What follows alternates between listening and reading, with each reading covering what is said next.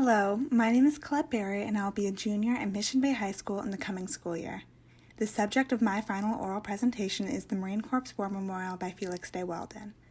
This statue is located in Arlington, Virginia, near the Arlington National Cemetery as well as the Pentagon. My father's family are Arlington natives, and as a result, I am quite familiar with this statue. I've had the wonderful opportunity to spend many days visiting the War Memorial, and I can personally attest to the fact that it is a magnificent tribute to one of the most significant battles of World War II. The Battle of Iwo Jima began on February 19, 1945, when American Marine forces touched down on Iwo Jima in an attempt to seize control of the island's available airfields. Fighting between Japanese forces stationed on the island and invading U.S. Marine soldiers lasted for 36 days, leading to the deaths of approximately 6,800 American soldiers and 18,917 Japanese soldiers. Notably, however, one of the most important parts of the whole conflict did not involve any fighting at all. In fact, the raising of 2 American flags over Iwo Jima would come to symbolize not only America's victory in the battle, but also the resilience and patriotism of the soldiers which fought in it. Following the formal end of World War II in 1945, American sculptor Felix Day Weldon modeled what would eventually become the Marine Corps War Memorial after the 1945 photograph raising the flag on Iwo Jima, which was taken by famed combat photographer Joe Rosenthal.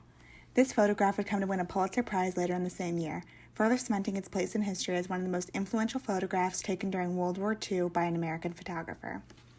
The statue modeled off of raising the flag on Iwo Jima was commissioned by the United States Congress under President Harry S. Truman in 1951 and was completed in 1954. The 78-foot statue was unveiled to the public on November 10, 1954 by President Dwight D. Eisenhower. The memorial garnered international attention due to not only its massive stature, but the fact that no public funds were required to complete the statue. All of the funds which aided in the monument's completion were donated by Marines as well as members of the Naval Service. There are 6 32-foot tall figures in the statues, all modeled off of the soldiers in Joe Rosenthal's original photograph. Included are Ira Hayes, Franklin Sousley, John Bradley, Michael Strength, Renee Gangan, and Harlan Block. They were all allegedly present during the original flag raising, although there is some dispute as to whether or not this is in fact true. It was revealed in 2016 that a man named Harold Schultz was in the photograph, and John Bradley was incorrectly identified as present during the taking of the photograph. According to the Presidential Proclamation 3418 by John Kennedy on June 12, 1961, the flag on display at the Marine Corps War Memorial will fly at all times during day and night if weather allows. Many ceremonies are held at this memorial, including promotion and retirement ceremonies for military service members, as well as the annual anniversary of the Marine Corps' establishment.